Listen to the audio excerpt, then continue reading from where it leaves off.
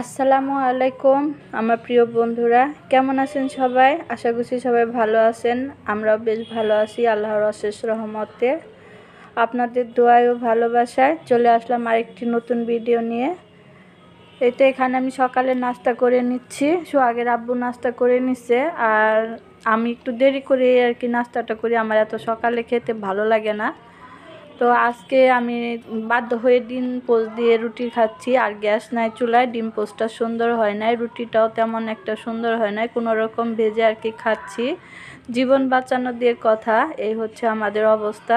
সকাল 8টার আগে থেকে গ্যাস চলে যায়, তার কারণে এই অবস্থা। তো আজকে বাধ্য হয়ে ডিম পোস্ট দিয়ে খাচ্ছি, কারণ আলু চা বানাতে পারি নাই। তো যাই হোক বন্ধুরা, নাস্তাটা খেয়ে নিলাম। নাস্তা খেয়ে তারপরে যে দুপুরে রান্না বাড়া শুরু করে, দুপুর মানে কি বিকেল হয়ে গেছে এখন। সেই সকালে আপনাদের সাথে সকাল 10:30টার দিকে আপনাদের সাথে কথা বলছি। আর এখন হচ্ছে 3টা 3:30 বাজে, আর কিছুক্ষণ পরে আসরে আজান দিয়ে দিবে। তো এখানে সব কিছু রেডি করে নিছি। মাছ কেটে নিছি, আজকে টাকি মাছ আনছিল। টাকি মাছগুলো কেটে ধুয়ে লবণ দিয়ে ভালো করে ধুয়ে পরিষ্কার করে নিছি। দেখতেই পাচ্ছেন মাছগুলো কত সুন্দর পরিষ্কার হয়েছে। আর আমি কিন্তু এই হাঁড়িতেই মাছ ধুই, আর এই হাঁড়িতে মাছ ধুইলে আমার মাছ ধোয়াটা অনেক সুন্দর হয়।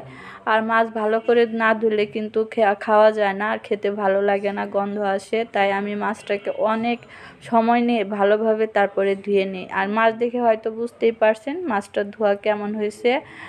তো এখানে আমি আলু, সিম, ফুলকপি কেটে নিয়েছি, তারপর পাতাকপি কেটে নিয়েছি বড় বড় টুকরো করে, আর আলু কেটে দিচ্ছি টুকরো করে পাতাকপিতে। পাতাকপির ঘন্ট রান্না করব, আর হচ্ছে আলু, সিম, ফুলকপি দিয়ে টাকি মাছের ঝোল রান্না করব। শীতকালে কিন্তু এই ঝোলটা খেতে, সিম, আলু, ফুলকপি আর টাকি মাছ দিয়ে ঝোলটা খেতে কিন্তু দারুণ লাগে বন্ধুরা। আর ঠান্ডা হলে বা বাসি হলে তো আর কথাই নেই, সেই মজা কি বলবো, সে মজার কথা বলে শেষ করা যাবে না। আর আগের দিনে বেশি ভালো লাগতো, এখনকার চাইতে এখন তো কোনো কিছুই ভালো লাগে না। ফরমালিনের যুগ, সব কিছুতেই ফরমালিন, ভেজাল, তাই আগের মতো সেই স্বাদ আর সেই নাই। তো এখানে আমি মশলাটা কষিয়ে নিছি, কষিয়ে তারপরে যে সবজি দিয়ে দিছি, ফুলকপি, আলু, সিম দিয়ে এখন ভালোভাবে মশলার সাথে নেড়ে চেড়ে মিশিয়ে নিচ্ছি। মিশিয়ে তারপর ঢেকে দিব, ঢেকে দিয়ে সবজিগুলোকে আমি ভালোভাবে কষিয়ে নিব। তো বন্ধুরা সাথেই থাকুন, দেখতে থাকুন, পুরো ভিডিওটা শেষ পর্যন্ত দেখবেন স্কিপ না করে। আর বন্ধুরা লাইক দিবেন, কমেন্ট করবেন। আপনাদের কমেন্ট পড়তে খুবই খুবই খুবই ভালো লাগে, কি বলবো, সেটা বলার আর ভাষা নাই। মন দুইটা একটা কমেন্ট আসে, তারপর আমার এত ভালো লাগে কি বলবো। তো বন্ধুরা আপনারা আমার ভিডিওটা শেয়ার করে দিবেন বেশি বেশি করে। তো দেখতে দেখতেই ভালো লাগবে। এই তো রান্না বাড়ার ভিডিও করি, আপনাদের সাথে শেয়ার করি, কি খাই কি রান্না করি সেটাই শেয়ার করি। আশা করছি আপনাদের কাছে ভালো লাগবে। আর বেশি করতে করে ভিডিও বানাতে পারি না, সেটাই হচ্ছে দুঃখের বিষয়। আমার কোনো ভালো মোবাইল নাই, তারপর স্ট্যান্ড নাই, এইভাবে সাধারণভাবে আর কি করি। দেখবেন আপনারা, আপনাদের দেখতে দেখতে ভালো লাগবে, আর কমেন্ট করবেন। তো এখানে আমার কিন্তু কথা বলতে বলতে যে দেখুন সবজিটা কষিয়ে নিছি, বেশি কষাই নাই, কারণ ফুলকপি বেশি কষালে আবার গলে যায়, ভেঙে যায়।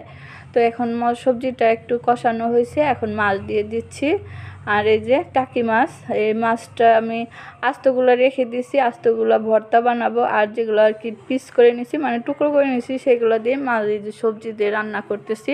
তো এখন আমি মাছগুলো দিয়ে দিছি সবজির সাথে মাছগুলো কিছুক্ষণ কষিয়ে নিব। এভাবে কষিয়ে রান্না করলে কিন্তু বেশ ভালো লাগে। তো অনেকে ভেজে রান্না করে, তো আমি এই মাছগুলো ভেজে রান্না করি না, এইভাবেই রান্না করি, কারণ আমাদের কাছে এইভাবে রান্না করলে খুব ভালো লাগে। আর সোহাগের আব্বু খুব পছন্দ করে এইভাবে রান্না করলে, কাঁচা মাছ। ভেজে রান্না করি না, আমাদের কাছে ভেজে সব মাছ সবার ভেজে রান্না করলে ভালো লাগে না, আবার অনেকটা আছে ভেজে না রান্না করলে ভালো লাগে না, এই হচ্ছে ব্যাপার। তো যাই হোক, এই যে এখানে আমি মাছ দিয়ে দিছি, মাছটা একটু নেড়ে চেড়ে হালকা একটু কষিয়ে নিলাম, কষিয়ে যে পানি দিয়ে দিছি, ঝোলের পানিটা। তো পানিটাও আমি অল্প করেই দিলাম, বেশি জাল করব না, বেশি জাল করলে গলে যাবে, ফুলকপিগুলো গলে যাবে। তো এই যে পানি দিয়ে দিছি দেখুন। এখন এই যে ঢেকে দিব, ঢেকে দিয়ে চুলার আঁচটা বাড়িয়ে দিয়ে আস্তে আস্তে রান্না করে নেব।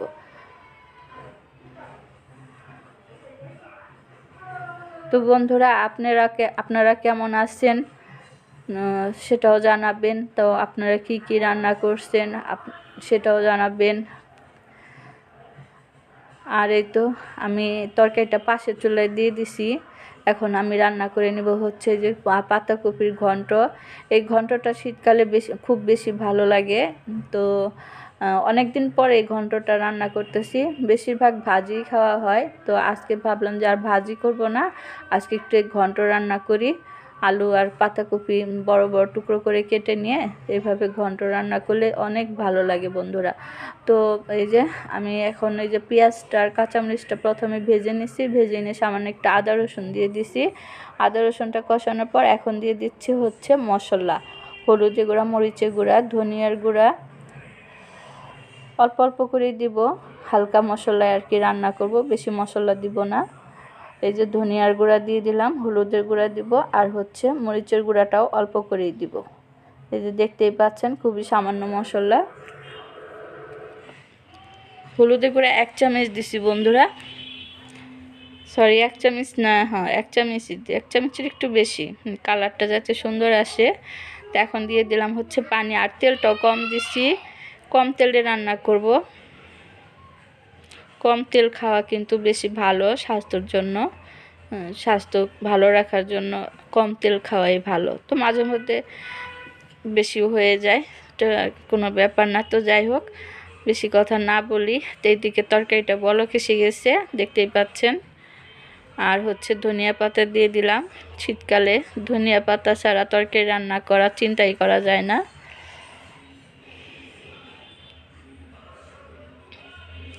ধনিয়া পাতা দেওয়া হয়ে গেছে, এখন একটু নেড়ে চেড়ে দিলাম। আর হচ্ছে এখন ঢেকে দিয়ে রান্না করে নিব। তো বন্ধুরা,